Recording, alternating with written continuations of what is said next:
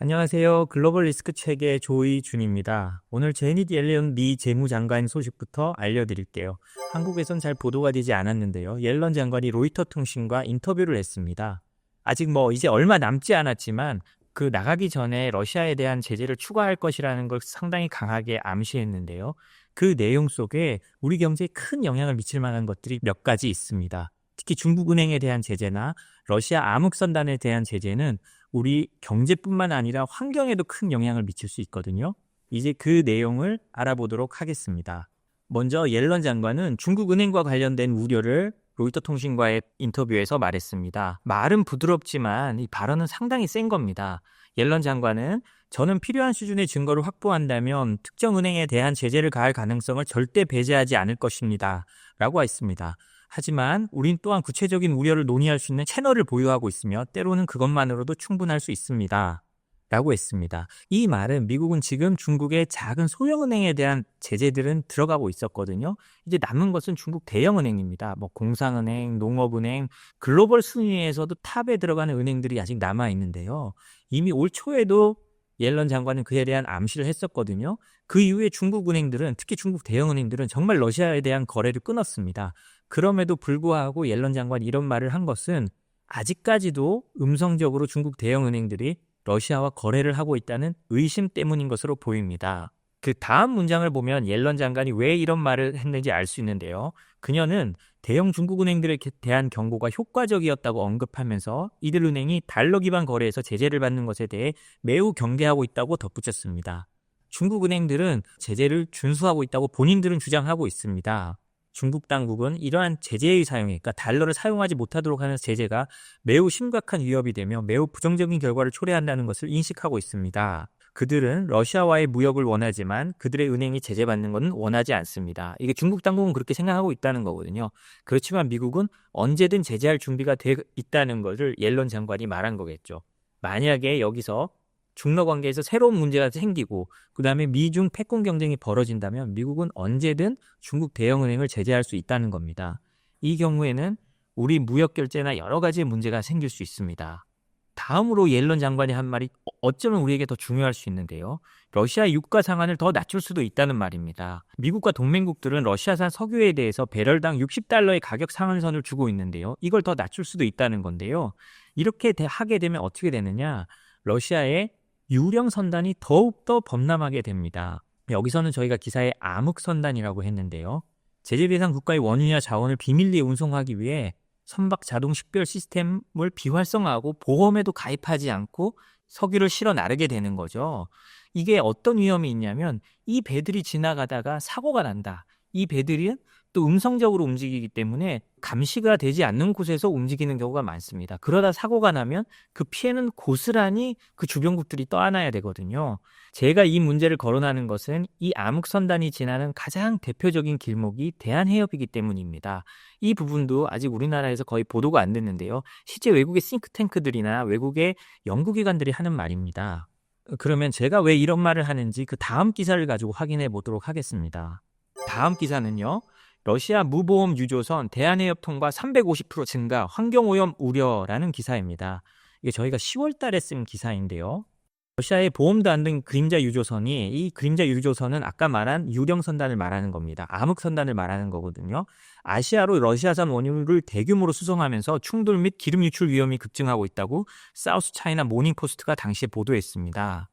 근데 생각을 해보세요. 러시아란 큰 나라가 있지만 바다가 접한 곳은 우리가 아는 블라디보스톡 저 북쪽이랑 저기 지중해 흑해 쪽 밖에 없습니다. 아니면 저 북쪽에 북극해를 통해서 나가야 되는데요. 그렇기 때문에 러시아 암흑선단이 다닐 수 있는 길이 몇 개 없습니다. 당연히 블라디보스톡 같은 저 위에서 내려와서 대한해협을 통해서 내려갈 수밖에 없는 거거든요. 그런데 SCMP가 보도한 이 내용은 핀란드의 싱크탱크인 에너지 및 청정군기 연구센터의 보고서를 인용한 것입니다. 이 보고서는 보험도 제대로 갖추지 않은 러시아의 노후 선박들이 제재를 피해서 96%가 아시아를 향하고 있다는 겁니다. 특히 이 대한해협의 경우 1월부터 8월 사이에 그림자 유조선의 운송량이 전년 대비 351% 증가해서 5번째로 많은 유조선 통행량을 기록했다고 하는데요. 같은 기간 태평양과 인도양 사이의 말라카 해협은 151% 정도 증가하는 데 그쳤습니다. 이 보고서의 작성자인 페트라스 카티나스는 사우스 차이나 모닝포스트 인터뷰에서 제재를 우회하기 위해 그림자 선박을 사용하는 것은 새로운 현상이 아니지만 사고나 기름 유출이 발생할 가능성이 높은 상황에서 연안 국가들이 그 대가를 치르게 될 것이라고 말했습니다.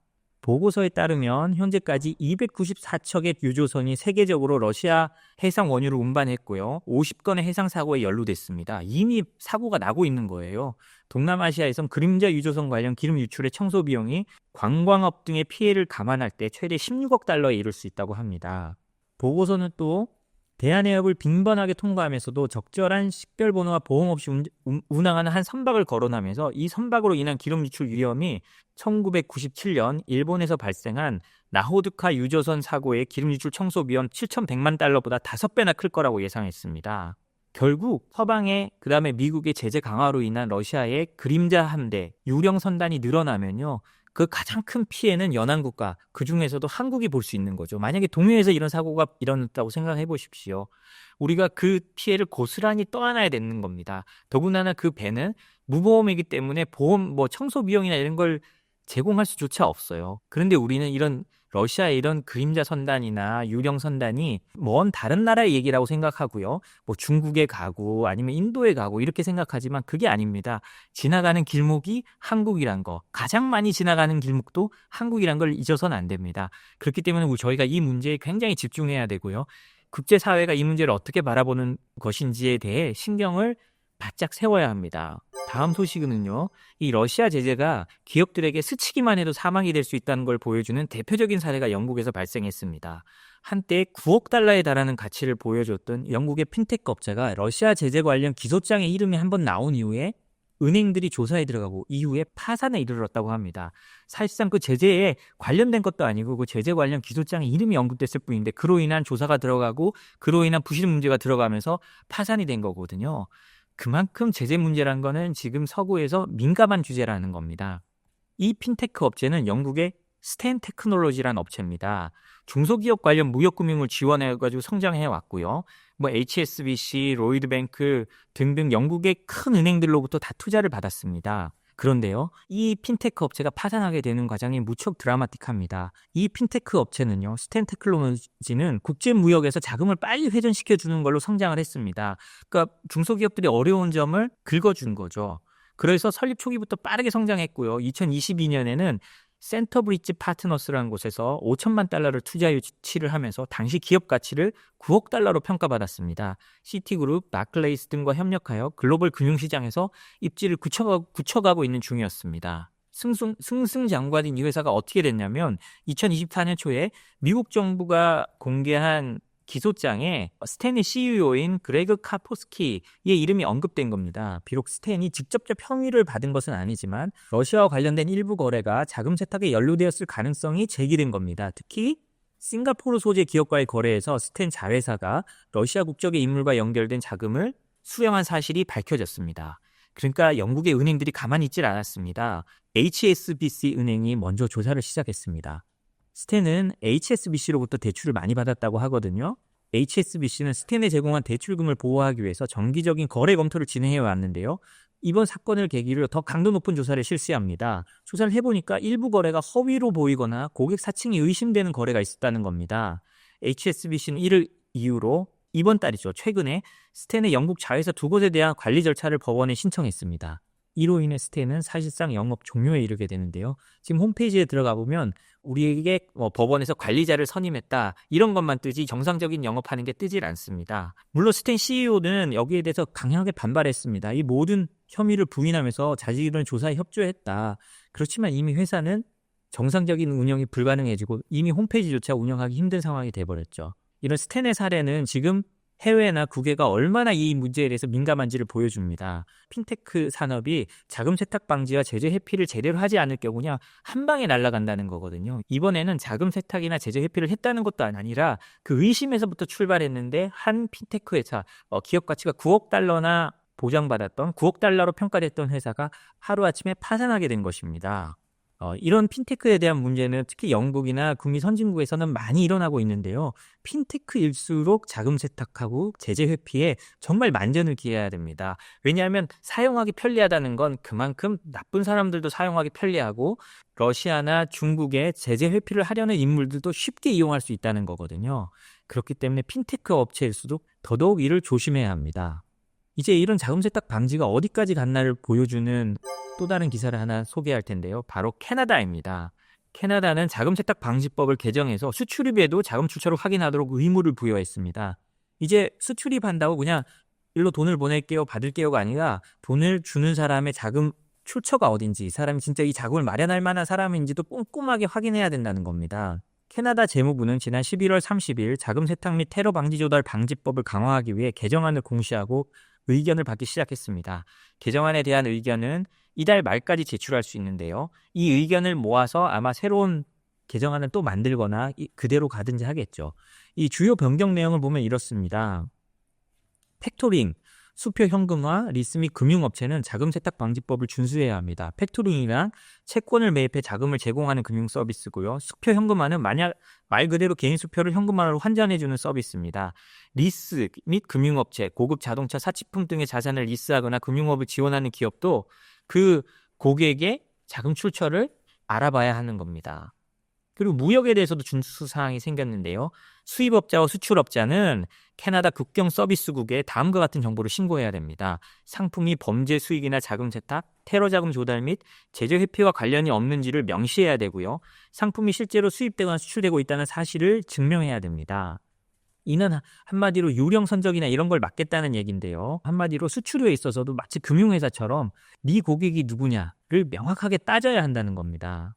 기존 금융기관에 대한 요구사항도 업데이트했는데요. 모든 거래 기록을 최소 5년간 보관하도록 했고요. 필요시 감독기관의 요청에 따라 제출할 준비가 되어 있어야 합니다. 그리고 직원들한테는 자금 세탁 방지에 관한 프로그램 교육을 주기적으로 시행하도록 했고요. 그리고 팩토링 리스 수표 현금화 서비스 사업자들도 직원 교육 및 기록 보관을 최소 5년간 하도록 했고요.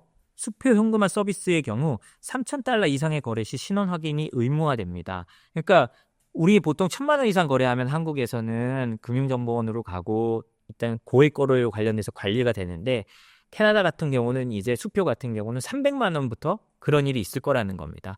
점점 더 자금 세탁 방지에 대한 의무가 강화되고 있죠. 유럽 같은 경우는 $10,000 이상 현금을 쓰지도 못하도록 지금 제도를 바꿔놨습니다. 물론 시행되는 건 2027년부터지만요. 그리고 이탈리아 같은 경우는 아마 그게 5,000유로인가 그럴 겁니다. 그렇기 때문에 우리가 이제 점점 현금으로 뭐를 결제하던 시대는 점점 가고 있습니다. 이번 캐나다의 사례로도 알 수 있듯이 점점 더 자금 세탁에 대한 부분은 투명성을 중요시하게 생각하고 있습니다. 우리는 지금 1,000만 원으로 돼 있지만요. 그게 다시 500만 원, 언제 300만 원으로 내려올지 모릅니다. 경제는 성장하고 사람들의 씀씀이는 커지고 인플레이션은 있지만 자금 세탁 방지에 대한 기준은 점점 더 강화될 가능성이 높습니다. 그렇기 때문에 우리 금융기관들이나 그리고 일반인들도 그리고 투자자들도 이 부분에 대해 알고 있어야 할 것 같습니다. 특히 금융투자자들은 알고 있어야 되고요. 이제 앞으로 이런 자금 세탁 방지 의무나 이런 데 대한 비용은 점점 더 늘어날 것입니다. 그리고 이를 얼마나 효율적으로 잘 하느냐가 금융기관들이 이 어려움을 겪어내고 또 주가를 버티게 만들 수 있는 힘이 될 거라고 생각합니다. 오늘 뉴스는 여기까지 하겠습니다. 오늘 정보가 여러분들에게 많은 도움이 됐으면 좋겠습니다. 감사합니다.